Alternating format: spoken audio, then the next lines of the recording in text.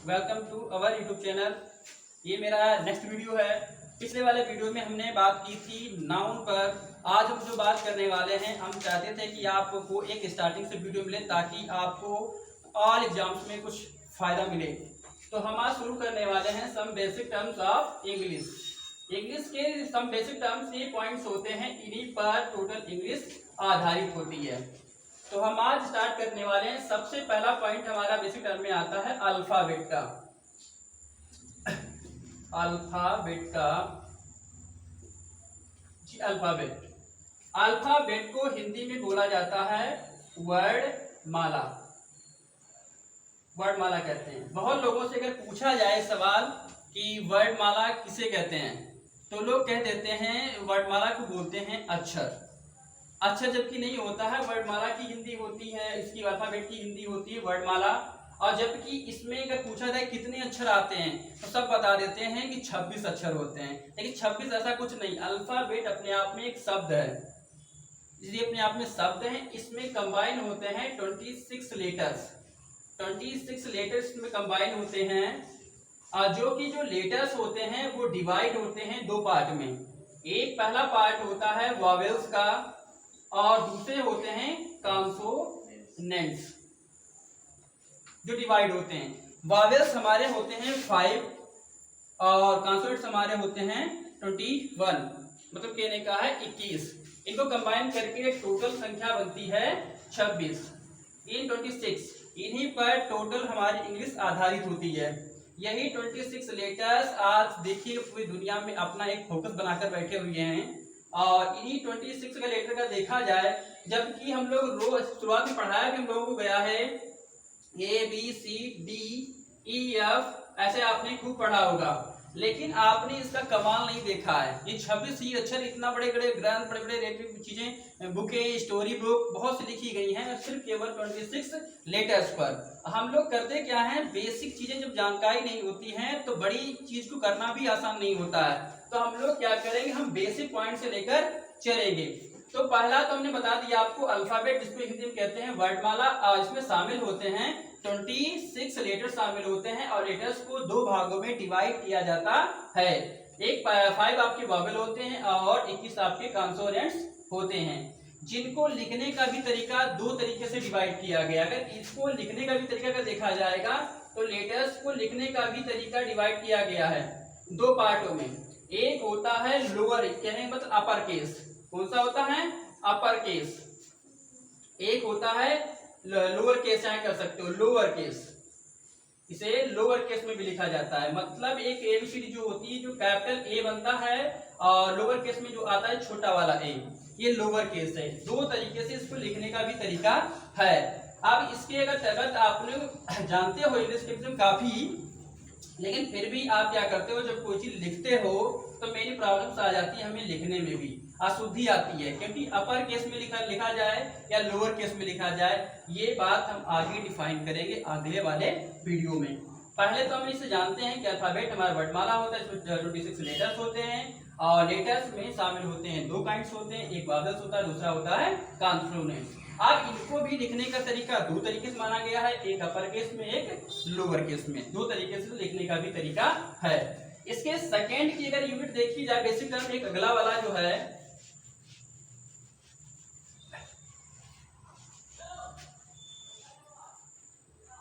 अगला हमारा है वर्ड। वर्ड पहले हमने सीखा अल्फाबेट को, दूसरा हमारा है बेसिक टर्म में वर्ड। अब वर्ड कैसे बनता है, हम लोग ये नहीं जान पाते वर्ड बनता कैसे। आप लोग पता होगा एक कॉम्बिनेशन होता है दोनों चीजों का, वॉवेल का। क्या होगा, वॉवेल का, vowels and consonants. Vowels and consonants का कॉम्बिनेशन होता है, कंबाइन किए जाते हैं दोनों। इन दोनों के कंबाइन किए बिना आप एक वर्ड की रचना नहीं कर सकते हैं।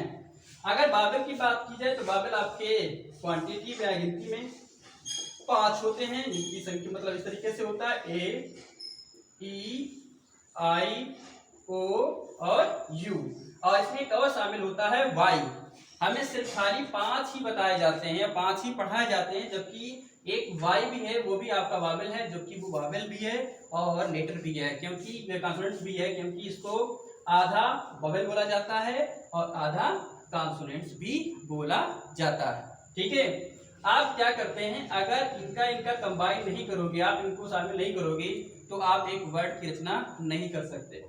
अगर मान लेते हैं हम सी केवल लिख देते हैं कि लेटर है, अगर सी को कहें कि अपने आप में शब्द है, तो ये की गलत है, जो कि गलत है, ये अपने आप में शब्द नहीं है, ये अपने आप में एक लेटर है। अगर हम आई की बात करें, आई अपने आप में शब्द है, जबकि ये सी का एक्सेप्शन है, मतलब अपवाद है। आई अपने आप में एक शब्द है, क्योंकि आई मीन्स होता है में। एक दूसरा है ए मीन्स होता है एक, ये भी अपवाद है, अपोजिट है दोनों का। ए भी एक अपवाद है, जो इसका मतलब होता है एक लेटर और है जो है ओ भी अपने आप में एक शब्द है, जिसको जो कि इनका आशी का अपवाद है। ये 3 ऐसे अक्षर हैं जो एक शब्द कहे जाते हैं या शब्द की श्रेणी में आते हैं, लेकिन लेटर एक ही है कि इनका होता है। अगर सी की बात करें तो नहीं है, डी की बात करें तो नहीं है, ई की बात करें तो नहीं है, लेकिन ये जो है ये अपवाद है, अपोजिट है। आगे हम बात करेंगे ईडी से संबंधित।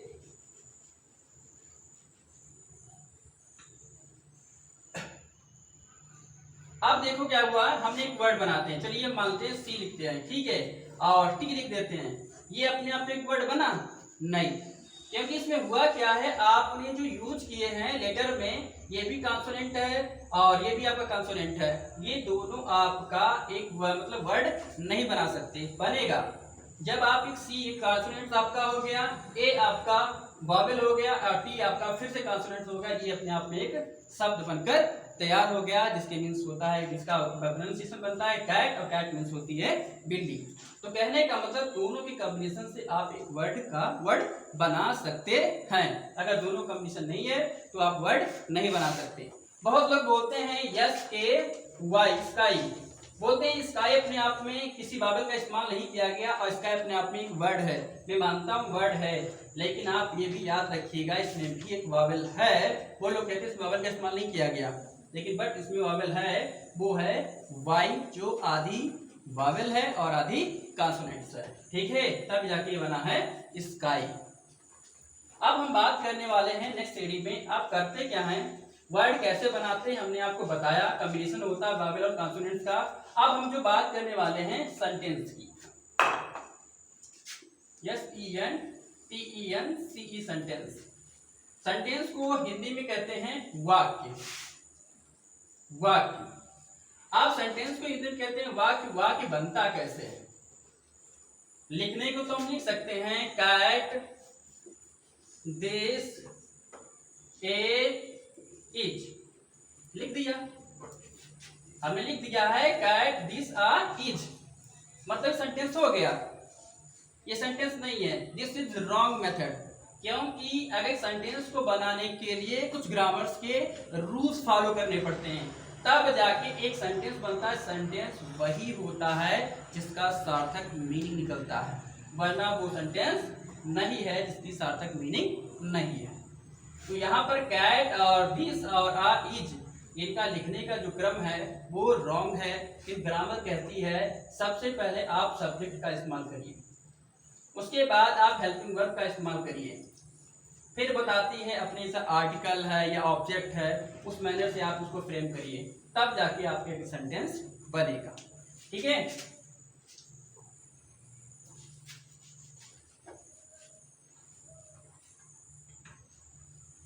चलिए हम फिर से देखते हैं, सेंटेंस को क्रिएट करते हैं। अब देखते हैं, एक क्रम बनाते हैं। This is a cat.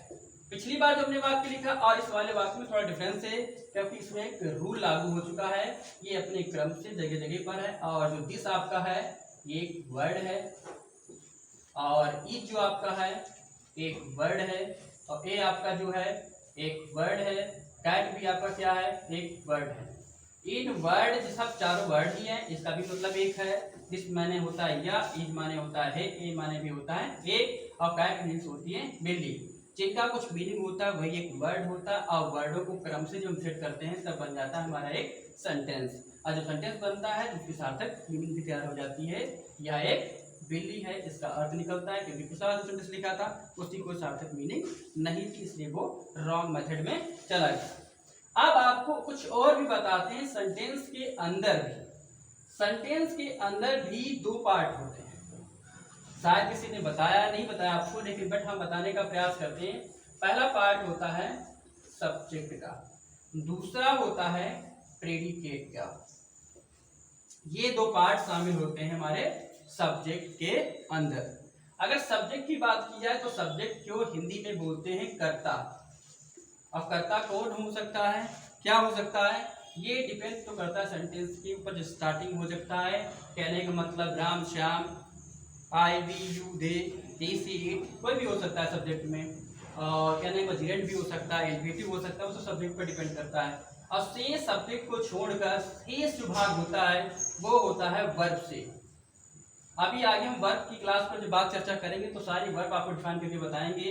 अभी यहाँ पे बात करते हैं वर्ब से लेकर, चाहे हेल्पिंग वर्ब है, हेल्पिंग वर्ब से लेकर जितना भी पार्ट बचता है वो सारा प्रेडिकेट कहलाता है, जिसको हिंदी में कहते हैं विधेय। और बाकी जो पार्ट होता है केवल सब्जेक्ट को छोड़कर, रेस्ट सब्जेक्ट ऑल सेंटेंस जो बचता है वो पूरा हो जाता है आपका प्रेडिकेट। तो इस तरीके से बनता है आपका एक सेंटेंस। अगर सेंटेंस की मदद से अगर थोड़ा थोड़ा आप एडिंग करोगे तब एक बन जाता है पैराग्राफ, तब तैयार हो जाता है एक पैराग्राफ। अब इसके बाद अगर बात करें हम सेंटेंस की ही बात करें, सेंटेंस में एक आता है सिंपल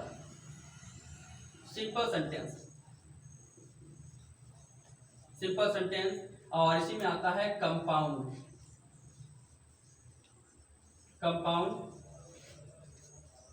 सेंटेंस, और इसी में होता है कॉम्प्लेक्स सेंटेंस, और इसके बाद होता है हमारा लास्ट में आता है मिक्स सेंटेंस। तो सेंटेंस भी हमारे इस कैटेगरी में, अभी हमने काइंड्स ऑफ सेंटेंस नहीं पढ़ाया है, हम केवल सेंटेंस की कैटेगरी को बता रहे हैं आपको। ये सेंटेंस में आता है सिंपल सेंटेंस भी होते हैं, कंपाउंड सेंटेंस भी होते हैं, कॉम्प्लेक्स सेंटेंस भी होते हैं, मिक्स सेंटेंस भी होते हैं। अब ये बात बहुत कठिन यहाँ पर हो जाती है। हर सिंपल जो स्टूडेंट होते हैं 10th क्लास या 11th क्लास के जो स्टूडेंट हैं इनको समझने में बड़ी कठिनाई होती है कि सिंपल सेंटेंस होता कौन सा है, कंपाउंड कौन सा होता है, कॉम्प्लेक्स कौन सा होता है, मिक्स सेंटेंस कैसे पहचाने। तो पहचानने में कोई बड़ी बात नहीं होती, अगर रूल सही से आपने पढ़ लिए हैं तो उनको पकड़ने का तरीका आपका ईजी हो जाता है। सबसे पहले हमने क्या कर दिया, सिंपल सेंटेंस। अब सिंपल सेंटेंस होता कैसे पता करें सिंपल सेंटेंस से, आपको ओनली एक चीज जाननी है। सिंपल सेंटेंस के अंदर एक चीज होती है, वो होती है फाइनाइट वर्ब। क्या होती है, फाइनाइट वर्ब। अभी तक आपने सुना ही नहीं होगा फाइनाइट वर्ब होती कहां से, ये आती कहां से। फाइनाइट वर्ब वो वर्ब होती है जो अकॉर्डिंग टू सब्जेक्ट के अनुसार बदल जाए। अकॉर्डिंग टू सब्जेक्ट के अनुसार बदल जाए, कहने का मतलब होता है आई, और आई के बाद हम ऐड कर देते हैं प्ले। आई प्ले, मैं खेलता हूँ। फिर इसमें अगर हम लगा दें ही तो फिर वर्ब बदलेगी, तब आ जाएगा प्लेज। आई प्ले तो हो जाएगा मैं खेलता हूँ, ठीक है, वह खेलता है। यहाँ पर अगर आ जाएगा ही प्लेज, वह खेलता है, तो यहाँ पे आ जाएगा वह खेलता है। तो ये जो वर्ब है प्ले और प्ले जो बदल रही है अकॉर्डिंग टू सब्जेक्ट, यही होती है आपकी फाइनाइट वर्ब। अगर बात करते हैं इसी में दूसरी वर्ब होती है जिसको बोलते हैं नॉन फाइनाइट वर्ब। अब बात करते हैं नॉन फाइनाइट वर्ब कौन सी होती है। नॉन फाइनाइट वर्ब वो होती है जिस पर सब्जेक्ट का कोई प्रभाव नहीं पड़ता है। सब्जेक्ट चाहे सिंगुलर हो और चाहे प्लूरल हो, वो अपने हिसाब से लिखी रहेंगी। जैसे कहने का मतलब है आई प्लेड, ये सही है, चाहे आप लिख लीजिए इसको ही प्लेड, इसका कोई प्रभाव नहीं पड़ेगा सब्जेक्ट के ऊपर, ये अपनी जगह पर स्थिर रहती है। इनमें जैसे आ जाती है पार्टिसिपल, जब पार्टिसिपल की कैटेगरी में जो जाती है वर्बें वो सब इसी में आ जाती है नॉन फाइनाइट के हिसाब से। कंपाउंड सेंटेंस की अगर बात की जाए तो कंपाउंड सेंटेंस के अंदर एक से ज्यादा प्रिंसिपल क्लॉज हो सकती हैं, और जो कि जुड़ी होती हैं कोऑर्डिनेट कंजंक्शन से। जो जुड़ी होती है कोऑर्डिनेट कंजक्शन से। अगर कोऑर्डिनेट कंजक्शन की बात की जाए, सबसे इजी एग्जांपल होता है फेन बॉयज। फेन बॉयज की एग्जांपल से समझ सकते हो। एफ से होता है फॉर, ए से होता है एंड, और एन से होता है नॉर, बी से होता है बट, ओ से होता है और, वाई से होता है एट, एस से होता है एच। इससे भी आप पता कर सकते हो, ये फैन बॉयज से आप जान सकते हो कोऑर्डिनेट कंजक्शन कौन से होते हैं, किन कोऑर्डिनेट कंजक्शन से जुड़े होते हैं। ये कोऑर्डिनेट कंजक्शन से जुड़े होते हैं, इनको बोला जाता है कंपाउंड सेंटेंस।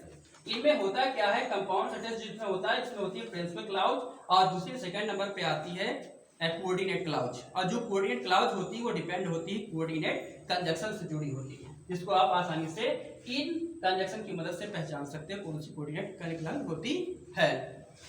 अब अगले बात करते हैं कॉम्प्लेक्स सेंटेंस। कॉम्प्लेक्स सेंटेंस जो आपके होते हैं, ये अपने में आप में क्या होते हैं, एक ही होता है, बट इसमें होता है क्या है, जो सबऑर्डिनेट क्लाउज होते हैं वो कई कैटेगरी में हो सकते हैं, कई ज्यादा हो सकते हैं, इनको जोड़ा जाता है सबऑर्डिनेट कंजक्शन की मदद से जोड़ दिया जाता है।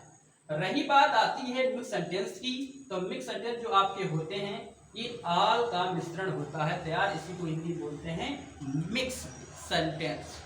आप यहां से सिंपल कर सकते हो, आप लोग करते क्या हो, सेंटेंस को देखते हो, आप क्या करो, सेंटेंस में जो वर्ड लिखा है उसकी मीनिंग से पता करिए। आप लिखा है सिंपल, सिंपल का मतलब होता है सरल, और सेंटेंस मतलब होता है वाक्य।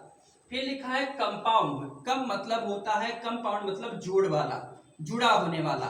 ये कंपाउंड वो होता है, कंपाउंड में जुड़े हुए सेंटेंस, मतलब जुड़े हुए सेंटेंसों को बोलते हैं कंपाउंड सेंटेंस। अब कॉम्प्लेक्स, और कॉम्प्लेक्स की ही हिंदी होती है जटिल, कॉम्प्लेक्स की हिंदी होती है जटिल। जो जटिल सेंटेंस वाक्य होते हैं उनको बोलते हैं कॉम्प्लेक्स सेंटेंस। और मिक्स्ड को तो आप लोग आज जानते हो, इसमें ऑल का मिश्रण हो जाए वही होता है